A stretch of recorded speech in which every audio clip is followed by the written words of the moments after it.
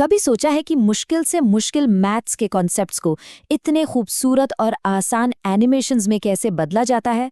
ये हमेशा से ही एक बहुत ही खास कला रही है। जैसे 3 ब्लू 1 ब्राउन के वीडियोस को ही ले लीजिए। कमाल का काम है ना? लेकिन इस तरह की चीजें बनाने के लिए सिर्फ क्रिएटिव होना काफी नहीं था। इसके लिए चाहिए थी जबरदस्त प्रोग्रामिंग स्किल्स, जो सच कहूं तो हम में से ज्यादातर लोगों के लिए एक बहुत बड़ी दीवार की तरह थी। लेकिन अब कहानी पूरी तरह बदल गई है।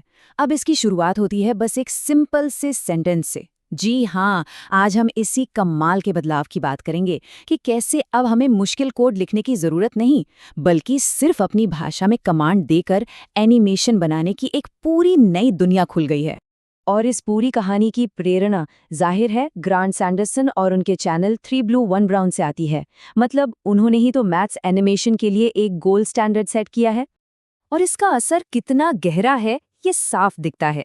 मैनम के मेंटेनर बेंजामिन हेकल खुद कहते हैं कि इस तरह के एनिमेशन मुश्किल से मुश्किल चीज़ों को भी समझने में बहुत आसान बना देते हैं, और यही वजह है कि हर कोई इन्हें बनाना चाहता है। पर यहीं पे एक बड़ी मुश्किल खड़ी हो जाती है। इस जादू के पीछे जो टूल है यानी मैनम, वो पावरफुल तो बहुत है, लेकिन अगर कोई कोडर नहीं है तो उसके लिए इसे इस्तेमाल करना भाई बहुत ही टेढ़ी खीर है। तो आखिर ये मैनम है क्या?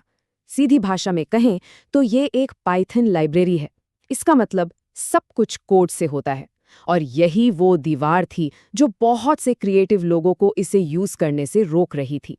और कन्फ्यूजन यहीं खत्म नहीं होता, असल में ये और भी बढ़ जाता है, क्योंकि मैनम का कोई एक वर्जन नहीं है। इसके कई अलग अलग और इनकम्पैटिबल वर्जन हैं, जैसे कम्युनिटी एडिशन, मैनम जीएल और एक पुराना मैनम कायरो भी। तो कोई नया इंसान जब शुरू करना चाहता है तो उसे समझ ही नहीं आता कि आखिर शुरू कहाँ से किया जाए।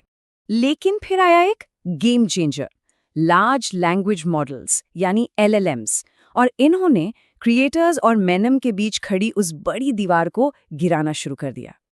अब देखिए, इसकी वजह से पूरा का पूरा प्रोसेस कितना आसान हो गया है। बस एआई को एक प्रॉम्प्ट में बताइए कि क्या चाहिए, वो आपके लिए पाइथन कोड जनरेट कर देगा।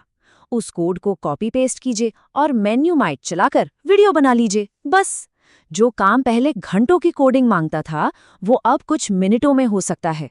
और ये सिर्फ कहने की बातें नहीं हैं, ये असल में हो रहा है। रेडिट पर एक यूज़र ने अपना एक्सपीरियंस शेयर किया। उन्होंने बताया कि मैनम इंस्टॉल करने के सिर्फ 1 घंटे के अंदर एआई की मदद से उन्होंने अपना एनिमेशन बना लिया। मतलब आप सोचिए, सीखने का प्रोसेस कितना ज़्यादा तेज़ हो गया है। तो अब बात सिर्फ एक को पायलट की नहीं रही जो कोड लिखने में मदद करे। नहीं, अब हम ऐसे सिस्टम्स की तरफ बढ़ रहे हैं जो सिर्फ एक प्रॉम्प्ट से सीधा वीडियो बनाने का वादा कर रहे हैं, पूरी तरह ऑटोमैटिक। इसका एक बहुत अच्छा उदाहरण है मैनीमेटर। ये एक ऐसा सिस्टम है जिसका मकसद है किसी रिसर्च पेपर या सिंपल भाषा के कमांड को लेना और उसे बिना किसी कोडिंग के सीधे एक पूरे के पूरे एनिमेशन में बदल देना। तो ये काम कैसे करता है? ये एक मल्टी स्टेज प्रोसेस है। सबसे पहले एक LLM टेक्स्ट या PDF को समझकर एक विजुअल प्लान बनाता है। फिर एक दूसरा कोड स्पेशलिस्ट LLM उस प्लान के हिसाब से मैनम का पाइथन कोड लिखता है, और आखिर में वो स्क्रिप्ट रन होकर फाइनल एनिमेशन बन जाता है। मतलब आइडिया से लेकर वीडियो तक सब कुछ ऑटोमेटेड।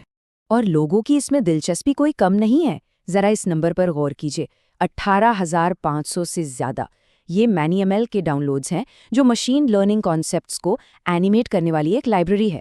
इससे साफ पता चलता है कि इन AI ड्रिवन टूल्स को लेकर कम्युनिटी में कितना ज्यादा उत्साह है। लेकिन अब जरा हकीकत पर नजर डालते हैं। कहानी में एक ट्विस्ट है। इन ऑटोमेटिक टूल से जो आउटपुट मिलता है ना, वो अक्सर वैसा नहीं होता जैसा हम सोचते हैं। जैसा कि हैकर न्यूज़ पर एक यूजर डिंग ने बहुत सही कहा, ये देखकर अच्छा लगता है कि इतनी जल्दी कुछ बन सकता है, पर जो कंटेंट बनता है वो बहुत सुपरफिशियल होता है और अक्सर गलत या कम से कम गुमराह करने वाला होता है। इसका एक बहुत ही सिंपल सा उदाहरण देखते हैं। एआई को जब हेक्सागन यानी षटकोण बनाने को कहा गया तो उसने उन्हें मधुमक्खी के छत्ते की तरह इंटरलॉकिंग पैटर्न में नहीं, बल्कि चौकोर ग्रिड की तरह एक के ऊपर एक रख दिया।